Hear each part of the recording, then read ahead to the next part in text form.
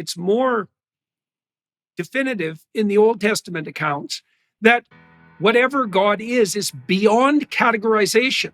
God is outside our category structures. Now, does that make him real? Well, I would say God is hyper real. God is the reality upon which all reality depends. That's a different kind of category. It's an atheist game.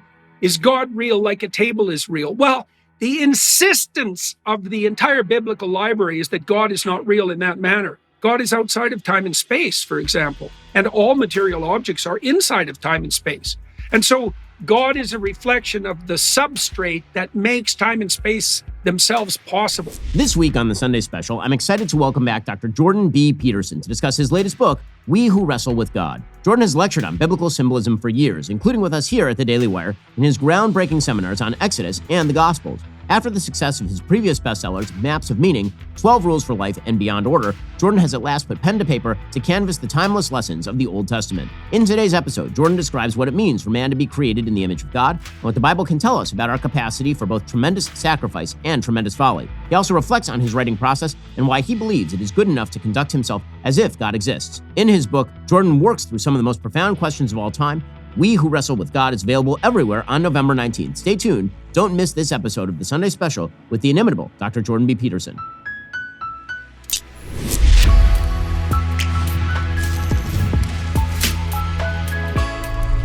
Well, Jordan, it's great to see you. Great to see you, Ben. Thanks for the invitation. Yes, let's talk about your brand new book. Obviously, it's burning up the bestseller charts already. This book? Yeah, that's the one. That'd be the big one. Yeah, I'm very happy about it. I'm also perplexed.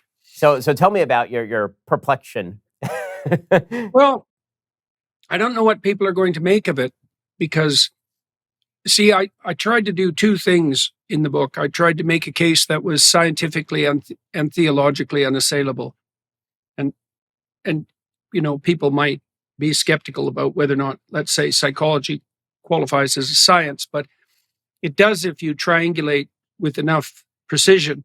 So the arguments that I'm making, I think, are, what would you say? They're viable at a psychopharmacological basis. So with regards to brain chemistry and brain function, and also with what we know about perception and clinical practice. And then they also make sense from a literary and religious scholarship perspective. Now, that's what I think. That's a lot of fields to cover and refer to, you know, and so am I a master in all those areas? Well, I suppose in each of those areas there are people who know more than me, but across the areas I'm not doing too bad.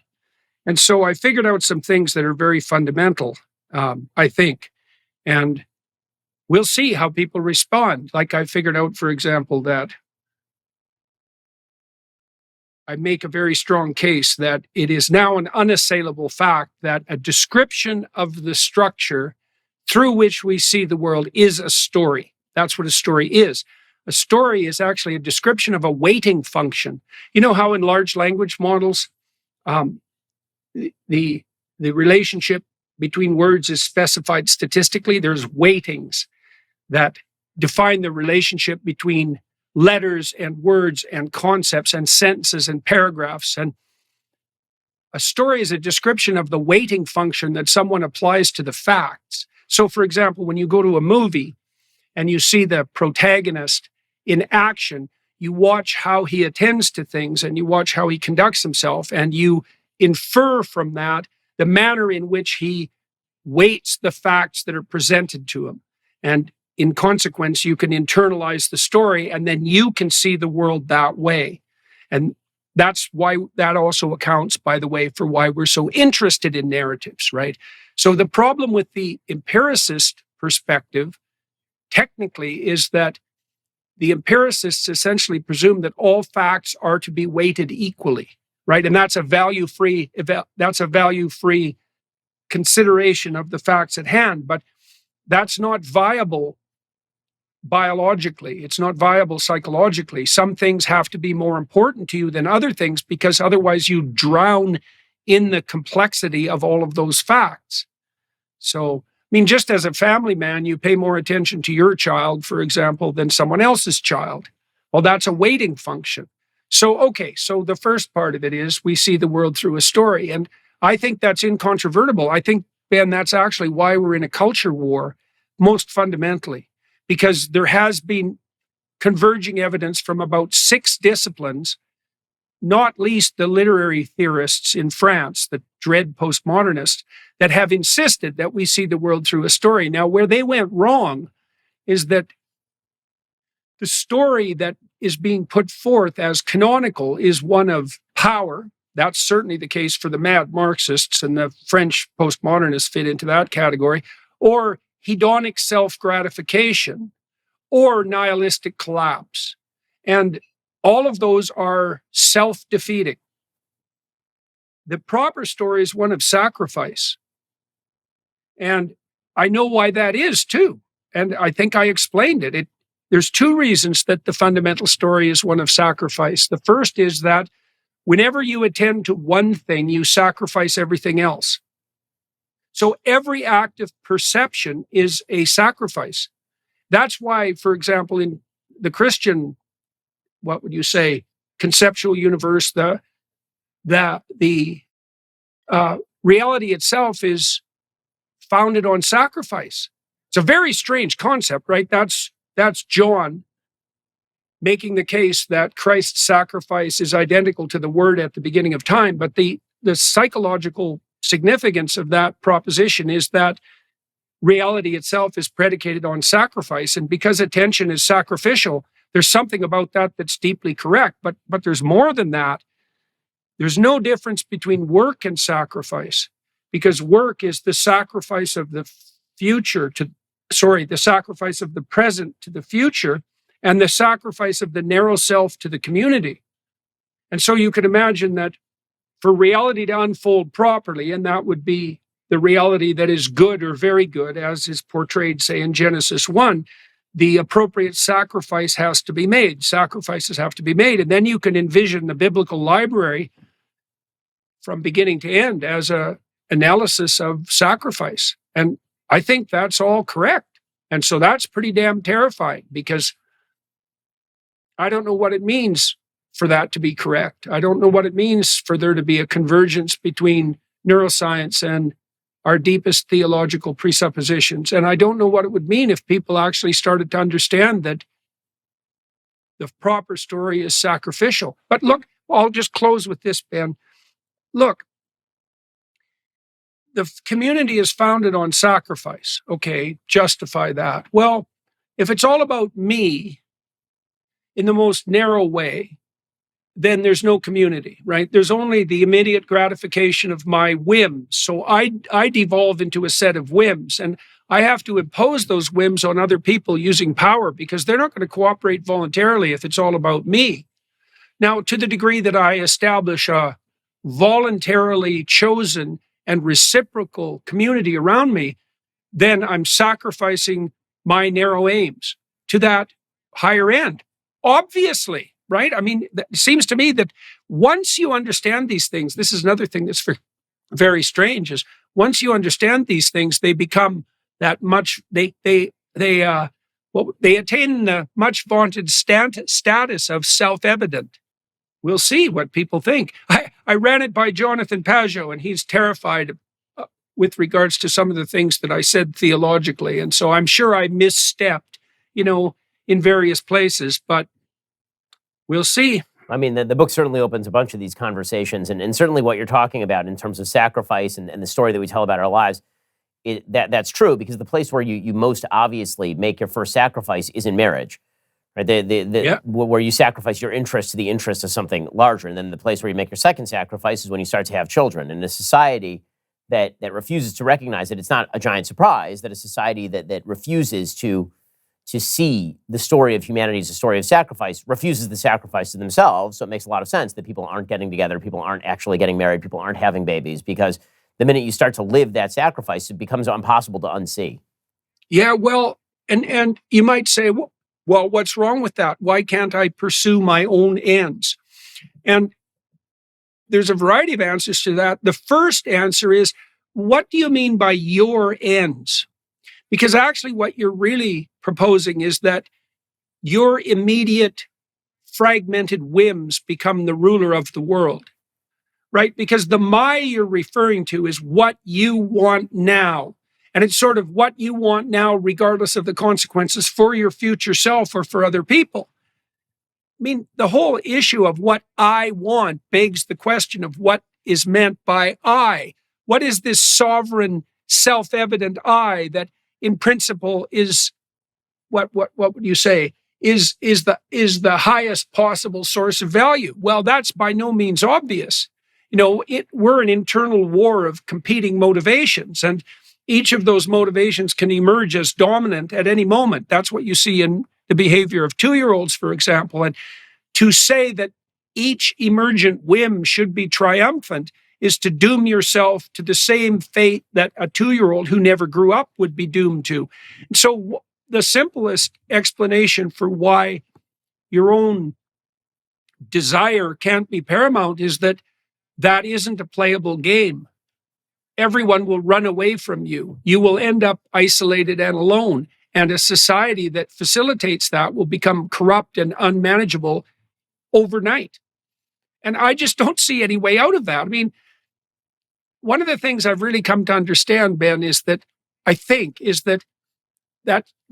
hate to get political, and I'll try to avoid that as much as possible, but I think part of the reason that a radical progressivism is eternal is because there's no difference between rule by whim and power and immaturity from a psychophysiological perspective. They're the same thing. And so any immaturity is going to find its political expression. I mean, in many ways, that's what you see in the story of Exodus with the worship of the golden calf, right? What happens when Moses departs from the Israelite polity, right? And they have the habits of slaves. And all that's left for the Israelites to attend to is the political voice. That's Aaron. And the political voice, without a connection to the divine, let's say, without being subordinate to what's properly highest, reverts to a mirrored populism and just offers the Israelites, let's say, what they want. But that isn't what happens. What happens is the worst of the Israelites rise to the top and demand their immediate gratification. And the Israelites end up partying naked in the desert in the midst of an orgy in a manner that makes them, contemptible to their enemies. And if that doesn't echo for you with regards to the modern situation, you're not really thinking very hard. And I think that's eternally the case, is that it makes perfect sense structurally and psychophysiologically, because if the form of order that unites us most thoroughly collapses, so that would be something equivalent to the disappearance or the death of God, then what happens is that a war between competing underlying motivational states emerges. And one of the things I've been thinking through, I'd like your opinion about this, is that, so what is to be expected in the aftermath of the Nietzschean death of God? What's to be expected psychologically? Well, the most dominant subordinate motivational forces will vie for supremacy. And that would be sexuality. So now we have Freud, or power. And that would give us, say, Nietzsche or even Alfred Adler to some degree, or the postmodernists or the Marxists. Hedonism and power go hand in hand, because if you're a hedonist, you have to use power because you can't get people to cooperate voluntarily. Or the collapse of everything into a nihilistic mess. And I also don't see any, how else could it possibly work?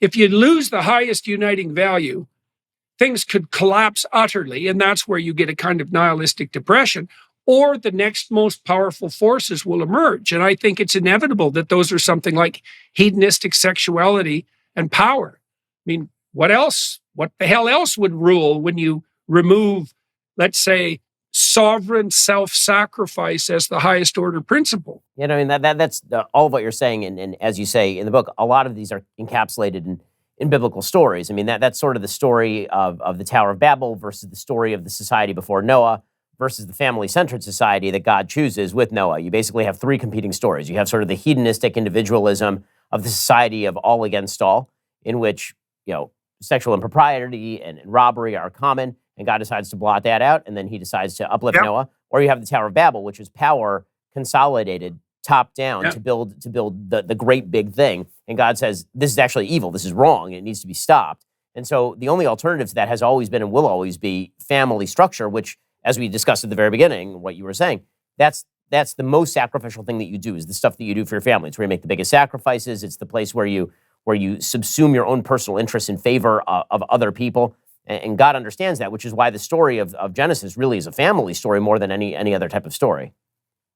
Well, you also laid out a remarkable narrative accomplishment by the editors of the biblical story, because the story starts out, of course, with creation and the establishment of man and woman, and then the fall. And the fall is a consequence of overweening pride and overreach, right? Adam and Eve bite off more than they can chew, and suffering enters the world. And that's very much worth contemplating, because the degree to which suffering characterizes existence as a consequence of prideful overreach is an open question.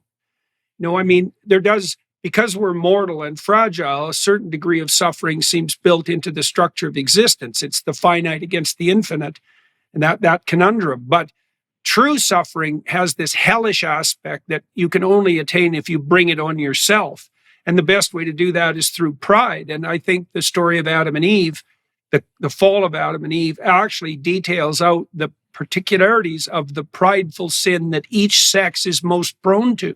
So it's a kind of hyper-compassionate all-inclusion on the part of Eve, and it's a part of pathological attempt to impress the other on the part of Adam, cowardly, and then to blame. And that produces this collapse of paradise.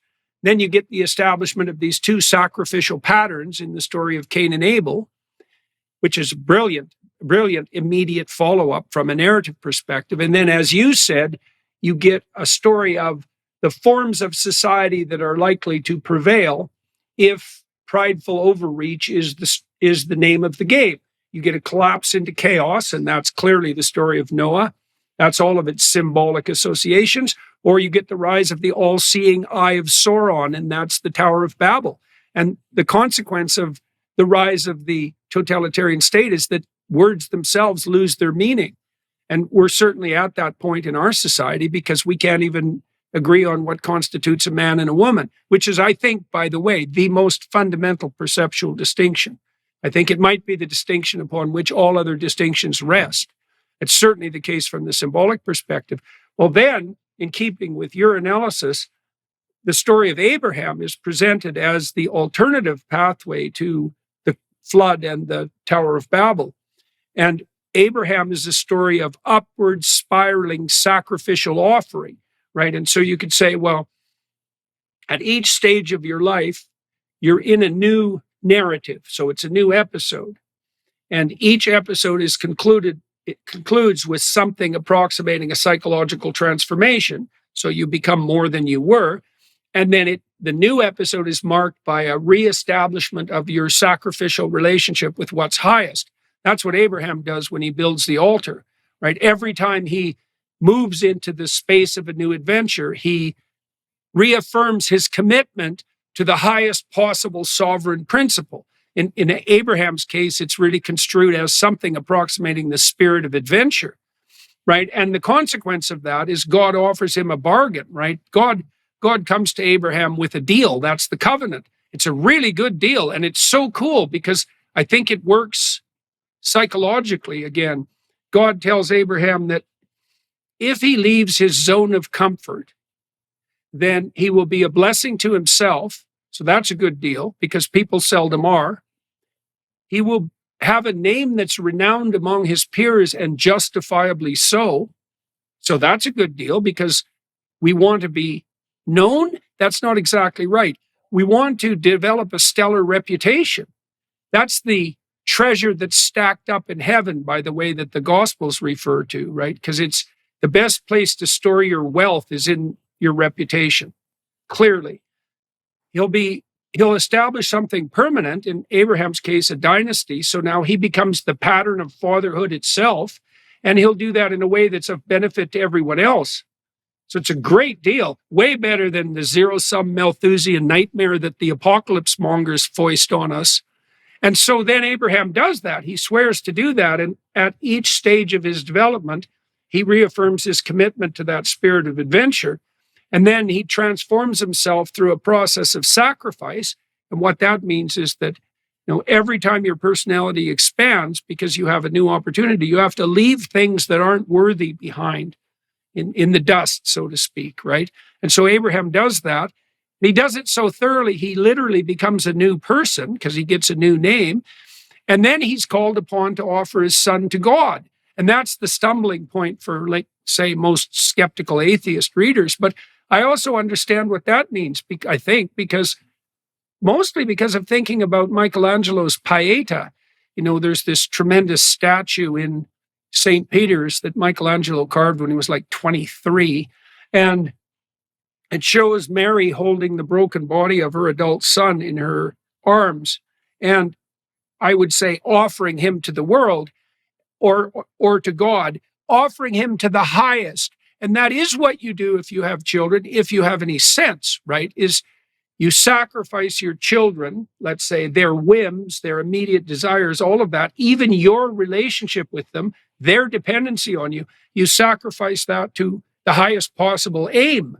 And if you do that properly, you get them back. And that's also true, because if you encourage your children to go out into the world in this Abrahamic way, then they become competent and stable and they're appreciative of you. And once they're adults, they can establish a long-lasting, friendship at that point. It's more than friendship, but it's at least that.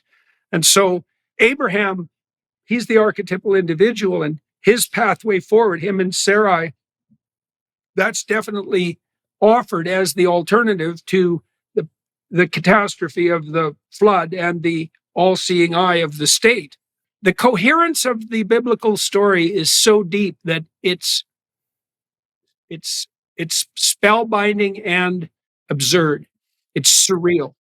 Folks, you know what the radical left will never understand? The profound and unshakable bond between Christians and Jews in the United States. While the secular left pushes their anti-religious agenda, religious Christians and Jews have stood together, defending our shared values and religious liberties. That's why I'm proud to partner with the International Fellowship of Christians and Jews. For over 40 years, they've been doing something remarkable, building bridges between our communities through faith, shared values, and mutual respect. And the fellowship doesn't just talk, they act. Right now, they're on the ground providing real help to vulnerable Jewish families and elderly around the globe.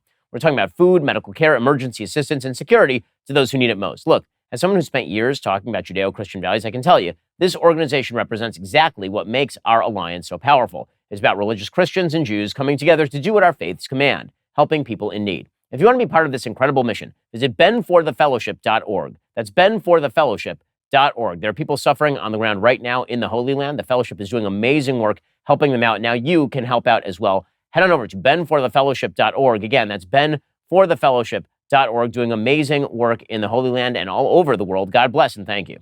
So, Jordan, obviously, you wrote Maps of Meaning. You've talked before about how Maps of Meaning was a very difficult book to write. I've read Maps of Meaning. It's a very dense book. It's not the easiest book to read. You've also written, obviously, huge bestsellers like 12 Rules for Life. Where does this one stack up in terms of the writing process? Well, the writing was much easier, Ben, because I've done so much of it now, and because also I was writing this book while I was lecturing continually and on a lecture tour, and the ideas flowed much more easily. I would say in terms of difficulty, this book is probably midway between Maps of Meaning and 12 Rules. It's not a simple read, but, well, it's as simple as I could make it, and I would also say the same about Maps of Meaning. Like, I wasn't trying to be opaque. I was trying to figure something out. Now, with 12 Rules and Beyond Order, I was more explaining something than trying to figure it out, although there was some of the latter in it. With this book, it's sort of halfway between. I was definitely entering new territory, much deeper analysis of many more biblical stories. And so there's a fair bit of investigation on my end there, and that tilts it more towards the academic direction. But I think that, like 12 Rules or Beyond Order, the book is extremely practical. Like, if you understand the things that are in We Who Wrestle With God, it'll change your life. And I don't say that lightly, and I also say it knowing it's true, because hundreds and hundreds of students at Harvard and the University of Toronto told me year after year for 20 years, informally and formally in the course evaluations, that the Maps of Meaning course changed their entire life. It changed the way they looked at everything. And then I also know from the tours and the thousands of people that I've spoken to, or even tens of thousands of people, that the 12 Rules for Life and Beyond Order have had the same effect. And I think this is a deeper book in that it unites, as I said, it unites modern science with the deepest of our theological traditions. If that's true, that's a preposterous claim, right? It's a preposterous claim. But I also think, Ben, I think we are on the cusp of something truly new, because I think the Enlightenment has come to an end. I think in my wilder moments that was signified in some ways by my discussion with Sam Harris and Richard Dawkins and Daniel Dennett. And the reason that those discussions happened and the reason that they attracted a certain amount of attention was because there is something new under the sun. And it is that what's new is our understanding now, our emergent understanding that there's no escaping from the story. So let's talk about that. I mean, those debates were really fascinating because, again, what you hear from sort of the new atheist crowd is that, when you talk about truth or when you talk about symbolism, that's an attempt to avoid the questions that they're asking about the quote unquote hard science. But that's not really the case that you're making. So why don't you explain for people who missed it? Not true. Well, first of all, there is now a hard science of symbolism. The large language models have mapped out the symbolic world. And what they have mapped out is the probability that ideas will co-occur. And what a symbol is a central symbol would be the center point of a network of statistically associated ideas. And then I would say every perception is a network of that sort. So when you perceive an object, you perceive the object in relationship to its embodiment or incarnation of the ideal. So every object is Platonic. It's a Platonic idea, but it actually seems to be literally the case. This is actually how you perceive. You perceive every pillow, there's a pillow in this room that I'm looking at. You perceive every pillow as a reflection of the ideal central form of pillow, which is something like an amalgam of its practical function and its objective qualities. It's both of those. And every perception has that element. There's a center and a fringe around every perception. And that's not a matter of opinion. That's how the large language models work. And they've modeled human linguistic cognition far better than anything we've ever created by many orders of magnitude. So we can map out the symbolic world objectively now, but the best way to think about it is just the symbolic world is the weighting of ideas. So, for example, I use this example in the book. If you hear the word witch, you instantly know that witch, W-I-T-C-H, there are a plethora of images and words that co-occur with that. It's witch and swamp. It's not witch and glass enclosed high-rise penthouse apartment. Now, you could play with that. You could play with the witch representation by having a witch who was witchy in all regards except she lived in a penthouse, and that would be an interesting twist. But you have to stay within the realm of the symbolic representations in order for the portrayal to make sense. And I think I asked one of the world's top neuroscientists flat out, can I remember his name off the top of my head? Anyways, it'll come to me. I asked him if every perception was a micro-narrative, and he said yes. Right, and so that's very interesting. This is revolutionary because, of course, the atheist reductionist materialists like Dawkins assume that there is a self-evident fact level somewhere, and that you can reduce everything that's value predicated to this level of incontrovertible self-evident fact. That level doesn't exist. It's interpretation all the way down. Now, the weird thing about that is that, in a sense, that's what the postmodernists have been claiming.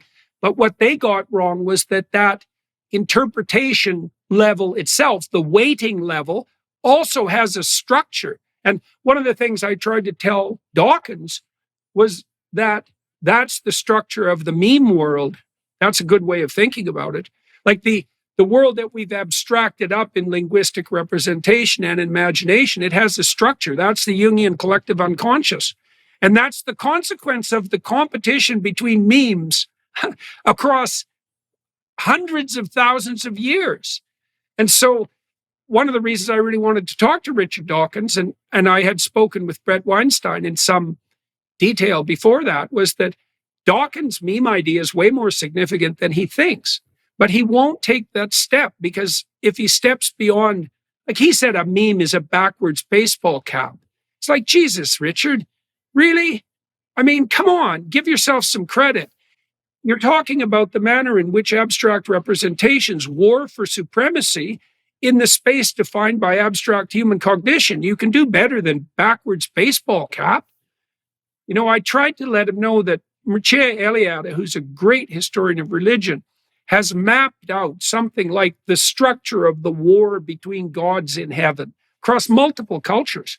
And it's a very stable pattern. You get a polytheistic interpretation of the world, which is something like the narrative embodiment of different value structures, and then they vie for supremacy. And that probably happens as isolated tribal groups come together in larger civilizations. You know, so there's actual war on the ground, but there's also conceptual war in the space of imagination.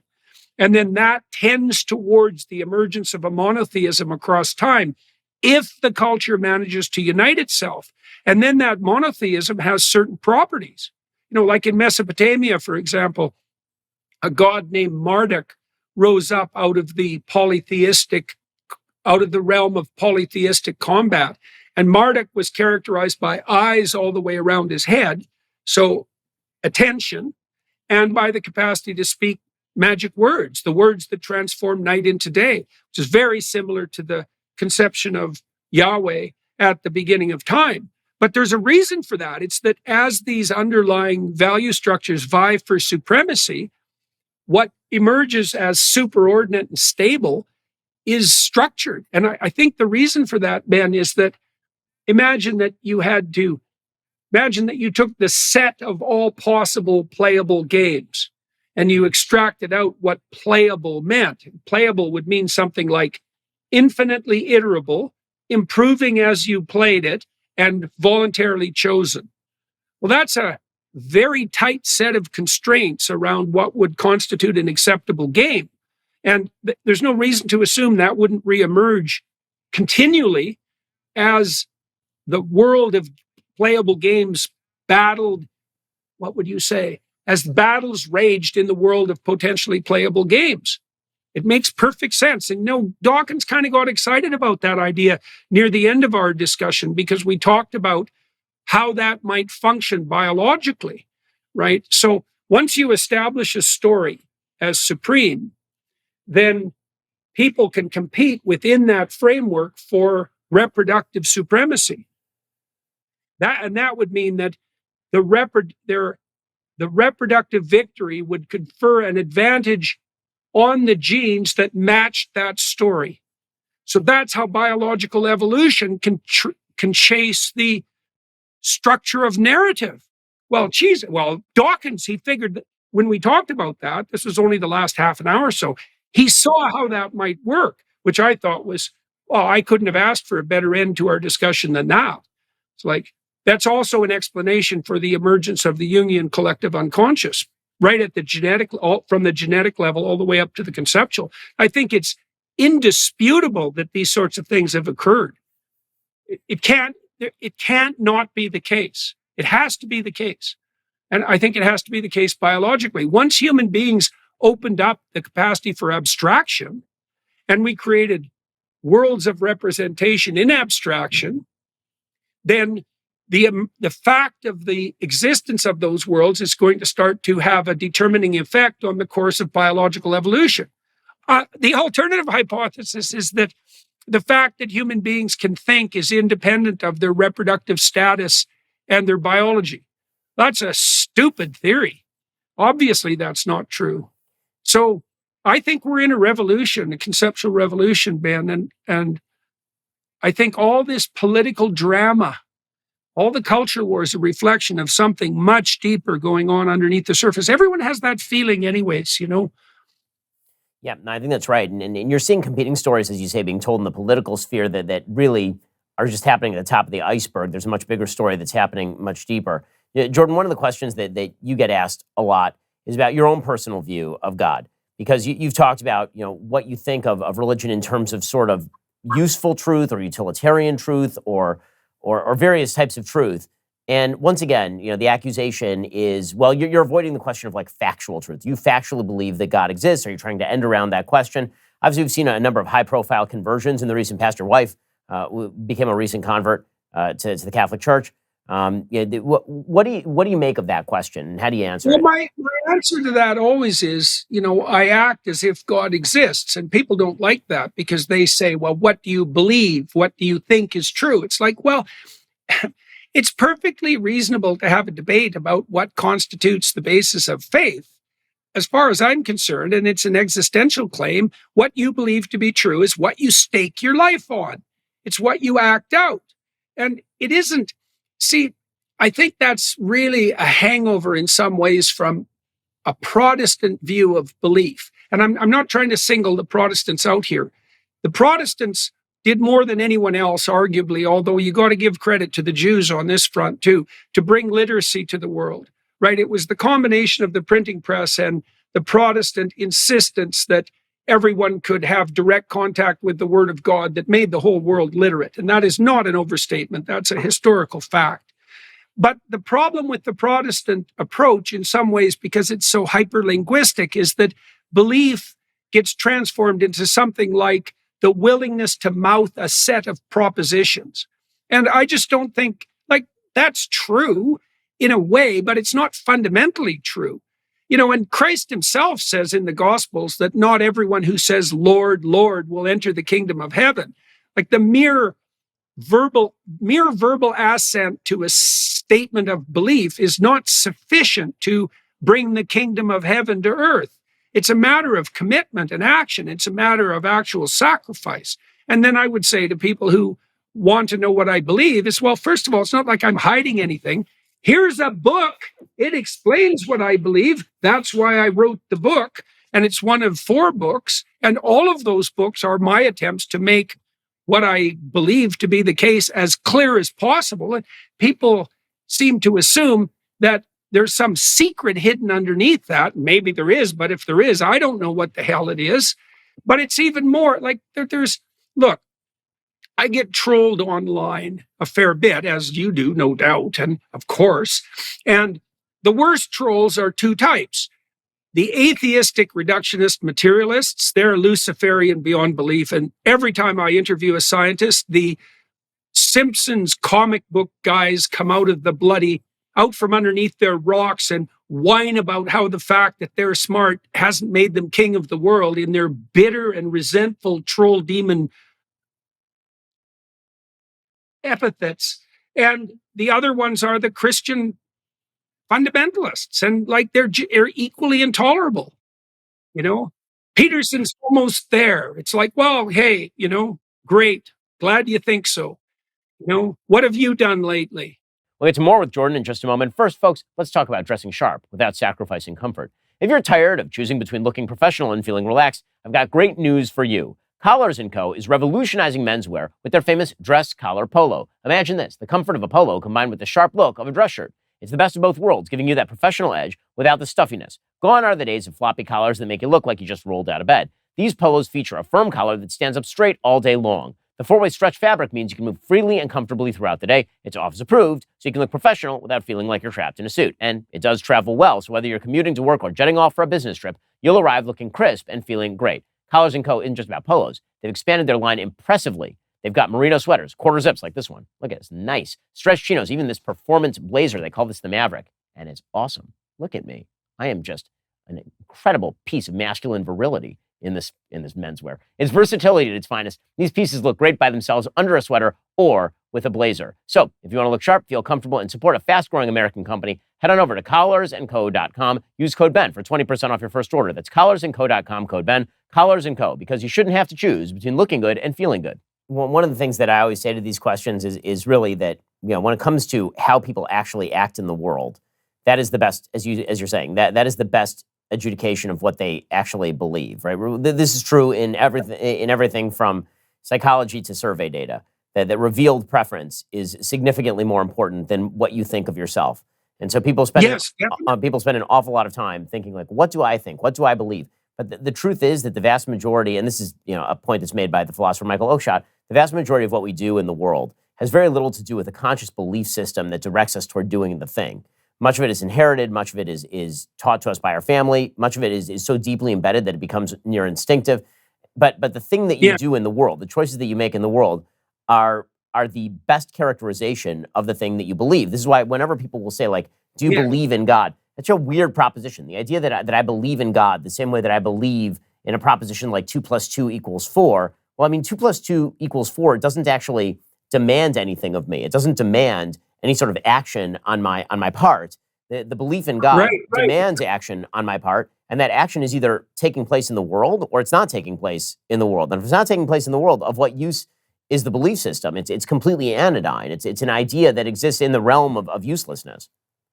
You put your finger on something of crucial importance there with regards to the nature of both the real and belief.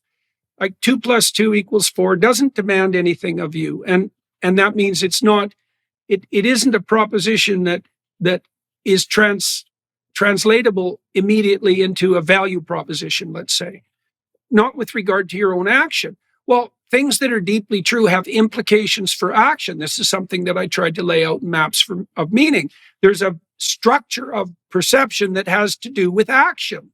And that's a different form of belief. It's a much different form of belief. It's even instantiated differently neurologically. And so, but we also have to understand for the religious types that are listening, especially the more literal-minded religious types who are propositionalized beyond belief, the God in the Old Testament and the New, for that matter, is ineffable. He's beyond category. And so to say, is God real, in some ways it isn't a genuine question, because God doesn't have the same order of reality as the profane things that are littered about the landscape. God isn't real the same way a table is real, right? And this, I'm not inventing this up and out of whole cloth.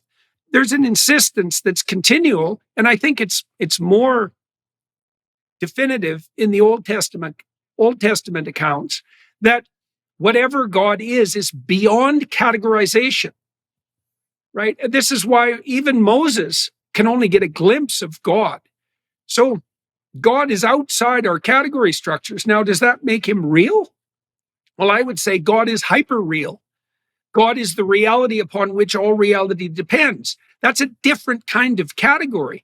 And it's not exactly comprehensible. It's certainly not. It's an atheist game. Is God real like a table is real? Well, the insistence of the entire biblical library is that God is not real in that manner. God is outside of time and space, for example, and all material objects are inside of time and space. And so God is a reflection of the substrate that makes time and space themselves possible. I mean, that's clear. I mean, it's clearly in the Hebrew text. I mean, the text, the name of God, which in Hebrew, as a religious Jew, I'm not actually supposed to even spell it. The letters would be Yud and then Hey and then Vav and then Hey.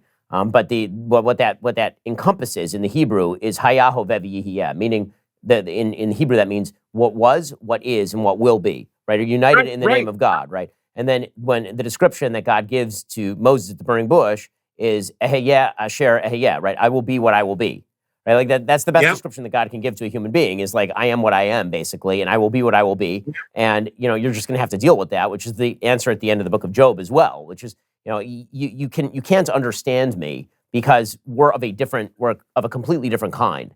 And that insistence by God that is also then baffled by the biblical text, in which God takes an active role in history, is talking to people. God is too mysterious for any of these categories that are attempted for God. It's why I think that some of the Neoplatonic arguments, they do some solid work in terms of establishing a logical predicate for believing in God, but they don't do all the work in the sense that a Christian or a Jew would want them to do, or even a Muslim, that God is active in the world, that God has perspectives, that God does things that a sort of Neoplatonic God that floats above everything and doesn't have any intervening impact, that God is barren and doesn't have a lot to say about what Right, humanity right. constitutes. And that's not the God that according to the scriptures, built the world and maintains it. Well, so one of the issues that I wrestle with in this book is actually something I derived from Dawkins, because Dawkins is at pains, not least in his new book, to establish the proposition that every organism is a microcosm of its environment. And I think that that's actually key to solving the mystery that you just described. He said that not only is that so, this is Dawkins, but it's necessarily so. So, for example, if an alien ever got a hold of a bird, a terrestrial bird, it could derive a tremendous amount of knowledge about the constituent nature of the earth from analyzing the bird. The bird's DNA, it has encoded its entire evolutionary history, for example, and the ratio of bird wingspan to body weight describes the atmosphere, and the fact that the blood is oxygen dependent describes the chemical nature of the air through which it propels itself, et cetera, et cetera. Its eyes speak a certain language about the sun. So every organism is a reflection of the environment to which it is adapted. And there's an ancient medieval idea that the human soul is a microcosm. And I don't see that those ideas are different at all. And so, the Genesis insistence is that we're made in the image of God. And I don't see that that's any different whatsoever than Dawkins' claim that every organism is a microcosm of its environment. And what that would mean, Ben, is that possibly imagine that there's a layer of reality that's divine and it's outside the realm of human conception. And you don't believe in that the same way that you believe in the existence of an object. I mean, that's just an idiot atheist game anyways, because what the atheists want to do is they want you to say, well, I believe in God like I believe in a table. And then the atheist says, well, there's no material evidence for your God the way there is for a table, so you're a fool. It's like, no, you're a fool because the game that you're playing is the game of a fool. So there's a divine level that's beyond human understanding. And I would also say that's potentially the realm, let's say, that people contact when they're under certain psychophysiological conditions that are replicable. All sorts of exercises can put people in touch with that strata of reality, not least prayer. And above that, there's a material level, and then there's a social level and a psychological level. And those are all, what would you say? The divine patterning is reflected in the patterning at each of those emergent levels. And that all echoes in the human soul. And can you speak with that? I think you can. Like if you look, here's another strange proposition. And I believe this to be true. The spirit that will reveal itself in consequence of your inquiry is the spirit that the aim of your inquiry is calling upon. So imagine this. We can walk through this very logically. So imagine that I'm having an argument with my wife and I allow myself to be possessed by the spirit of anger, and I call on it for revelation of my pathway forward.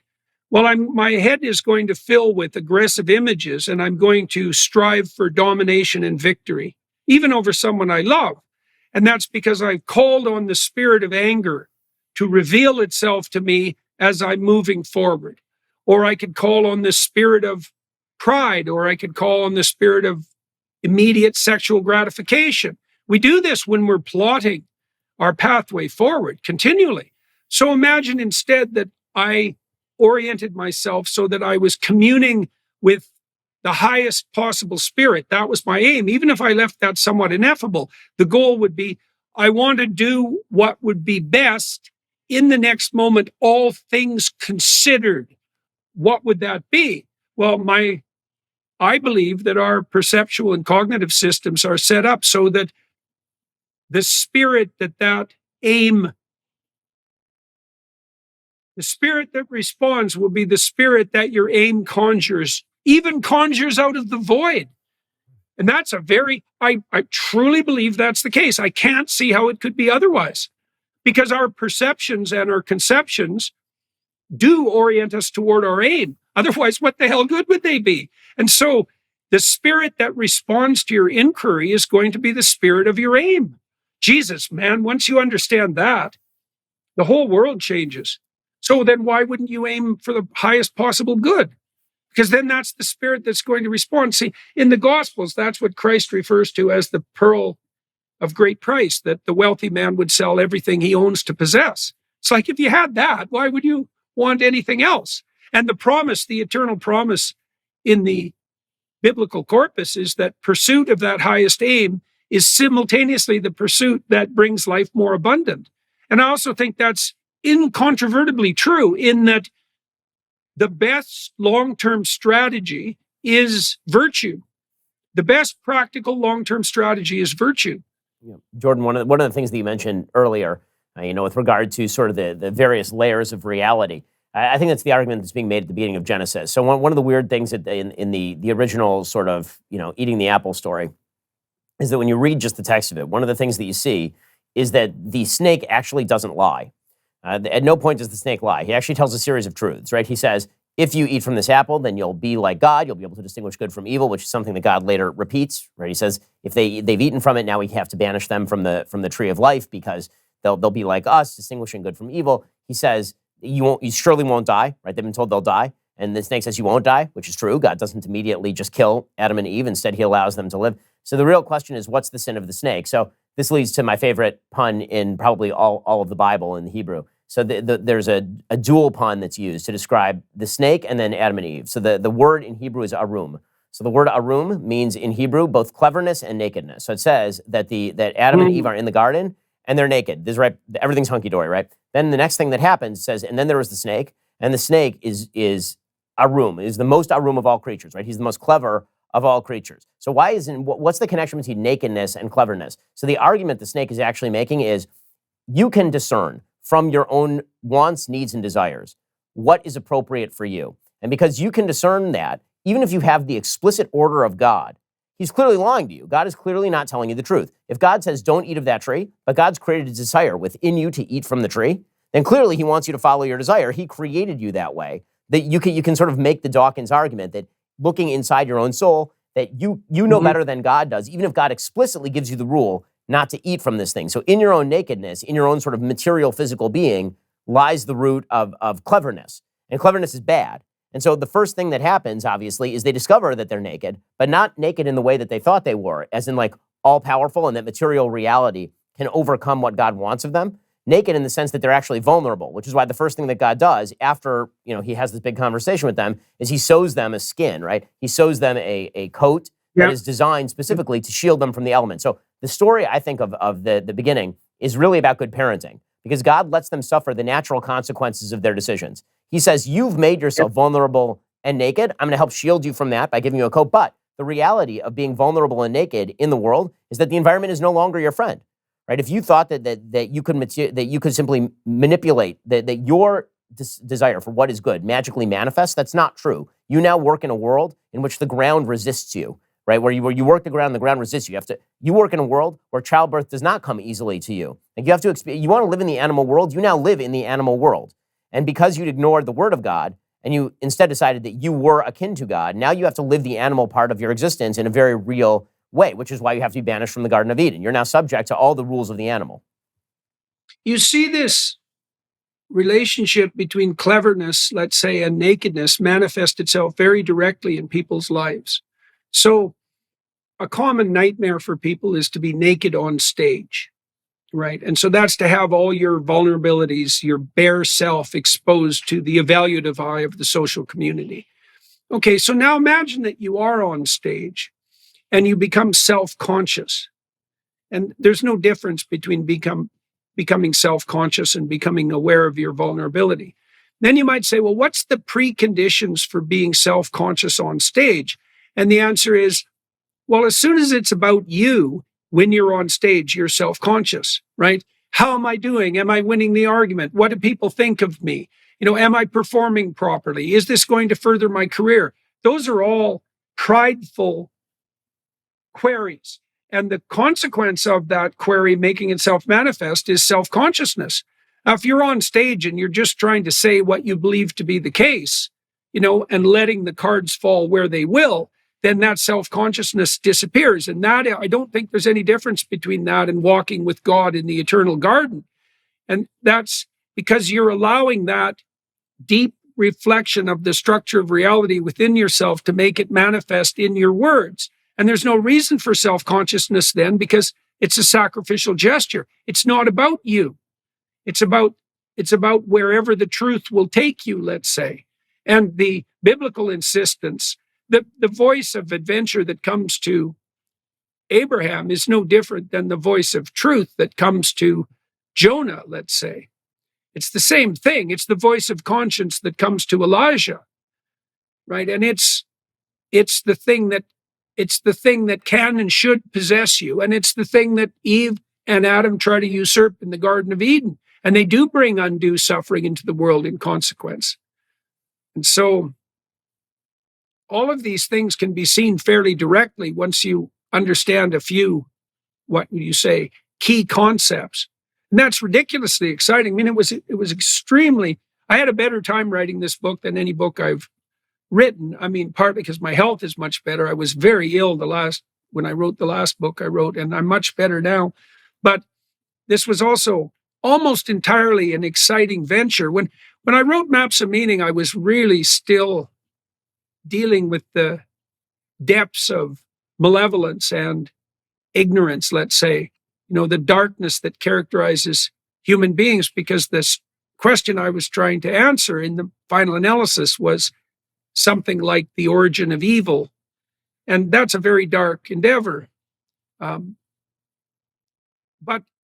with We Who Wrestle With God, I was more investigating the nature of the good. And that's a lot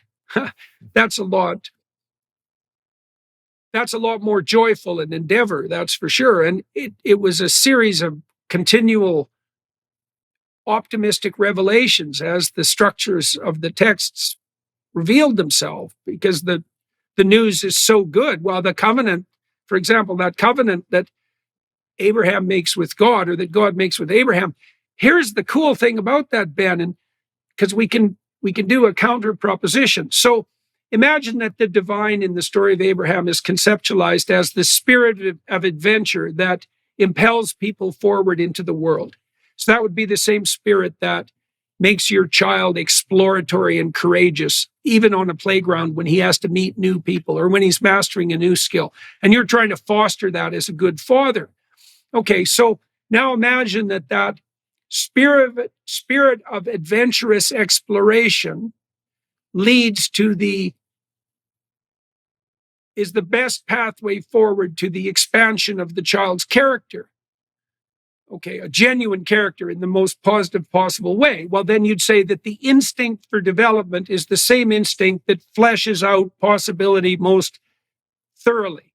Well, the counter proposition would be the spirit of adventure that drives a child to explore has no relationship with the psyche or society or the world. Well, that's a stupid theory. Obviously, that can't be the case. Okay, so now imagine that the world is structured so that if you followed the voice of adventure fully, which is the spirit you would encourage as a good father, and of course Abraham is the archetypal father as well, then you would entice or invite people down the pathway that makes them a blessing to themselves, that helps them establish something permanent, that makes their name renowned among other people for good reason, and that does that in a way that brings benefit to everyone. Well, how could it be, given that we're social creatures, how could it be that our deepest instinct for developing ourselves and moving into the world, how could it be other than aligned with what brings the optimal social order? Because it would mean that we're maladapted to the social environment, right? Well, that's obviously not. Now, that doesn't mean there isn't a niche for psychopaths, for example. I mean, once you establish a playable and productive game, people can take the role of parasite and scavenger, and they can eke out a pathetic Cain-like existence. By doing that, they have to be wanderers in the land of Nod, but you can do it. But that's The perversion of the postmodernists is that the path of Cain is the only story that rules. Well, no, that doesn't, no. And, I detail that out quite radically in the book too, not least from talking to people like Frans de Waal and knowing the work of people like Jaak Panksepp. Power doesn't even work to structure the social relations of chimpanzees. Even in chimps, you see the emergence of something like a reciprocal ethos. If at least you see that in the behavior of the chimps who establish relatively stable and peaceful reigns and troops. They're not power-mad, chest-thumping Hitlers. Those chimps meet a vicious end. And that's part of that, the self-defeating nature of a game that's predicated on power. Folks, the book is amazing. I mean, you should go check it out right now. Jordan poured his heart and his soul into it. You can see that directly in the book. And it's We Who Wrestle With God. It's available right now. It's soaring up the bestseller list, as all of Jordan's books always do. Go check it out. It's going to open your mind. And you're certainly going to experience something new while you read it. Jordan, really appreciate the time. Can't wait to talk to you soon. Hey, man, I'm looking forward to it too, Ben. We've got lots more to talk about.